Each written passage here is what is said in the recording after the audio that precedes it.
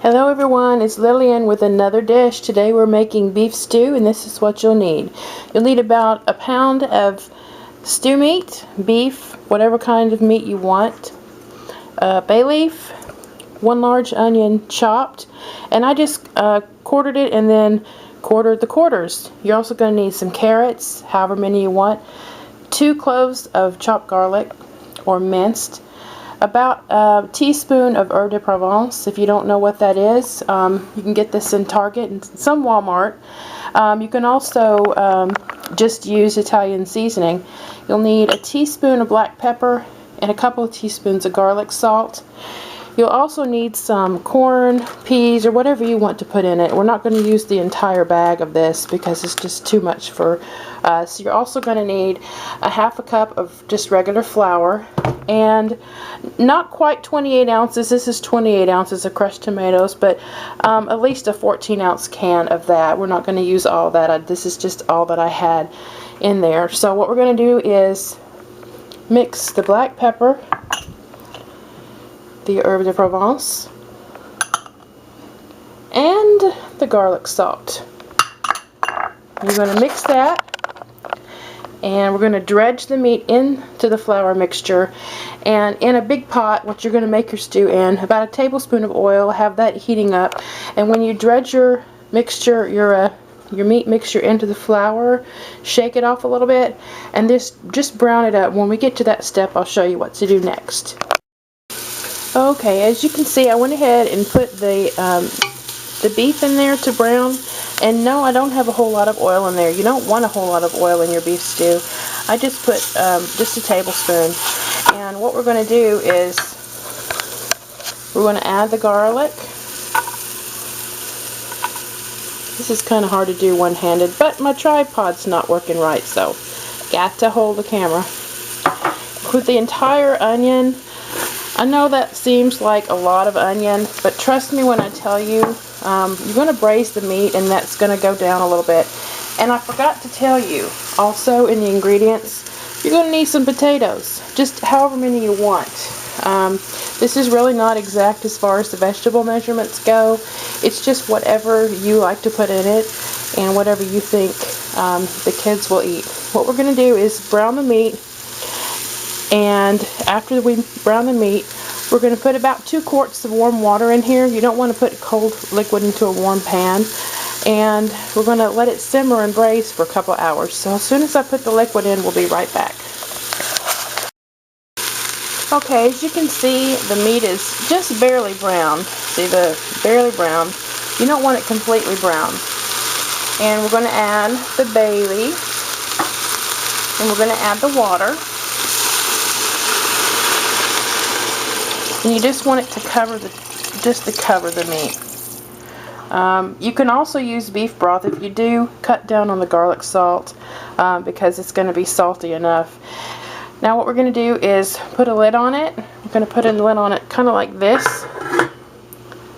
so that the steam can escape.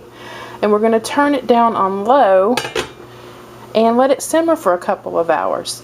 Now, I also wanted to tell you, the flour mixture that you had your beef in, save it. Don't throw it out, because you can make a little butter flour mixture with equal parts of butter, equal parts of flour, and thicken up your stew after it's done. But once this is done braising, I'll come back and we will put the vegetables in. Okay, it has been 2 hours and our meat has been braising, and we're going to now add half a can of our crushed tomatoes.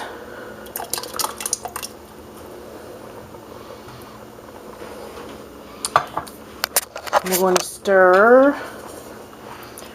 Now, if you're using beef broth, you really don't have to taste for seasoning. But I'm going to taste for seasoning, and if you see that it needs a little bit more salt or a little bit more pepper or herbs, definitely this is the time to add them. And you're going to simmer this again for another 30 minutes, and then after that we're going to add our potatoes and our carrots and let them cook for probably 20 minutes and check for doneness then. And then about 10 or 15 minutes before you're ready to serve, just put in your frozen vegetables because they're already cooked. They just need to be warmed through, and then put them in. But when we get to that point, I will show you. Alright, as you see, I went ahead and cut my potatoes and carrots up, just little bite-sized pieces like that, and bite-sized pieces like that, just however you like them. And I'm going to add them, see if I can do this without slopping it everywhere. I'm going to add this to my stew. Hey, I did pretty good. We're going to stir it, and we're going to cook it another 20 minutes. And as you can see, I don't really think I'll need the flour butter mixture. I'll still let you know how to do it though.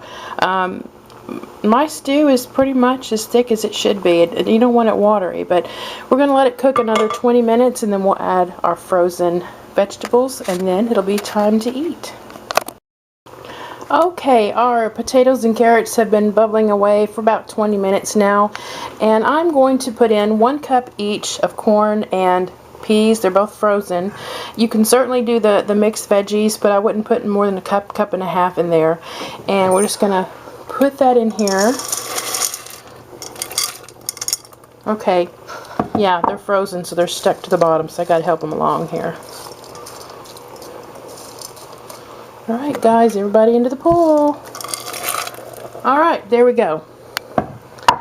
Now I'm going to go ahead and stir this around. And I went ahead and took the bay leaf out, and you really don't need to let this cook more than maybe 10-15 more minutes, because it's really been cooking long enough. Now, as I told you, my broth is not real thin and it's not really thick either. If you want to thicken your broth up, what you do is take 2 tablespoons of your flour mixture I told you to reserve, and take 2 tablespoons of butter or margarine, preferably like very cold from the refrigerator, and you mix them together really well.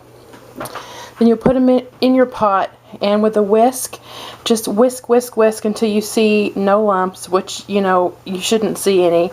And when the butter melts, the flour will go with it, and it will make it nice and thick. So when we come back, this will be done. It will be ready to serve, and I'll show you what it looks like plated up, or bowled up in this case. Alright everyone, it is done. I went ahead and put some in a bowl here, and I'm going to try it.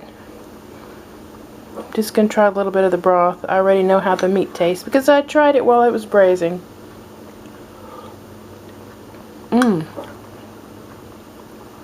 Very good. Very, very good. Try this out. I think you're going to like it. Let me know how you think in the comments below about my recipe. What do you think I need to add next time? What do you think I need to omit? Until next time, take care.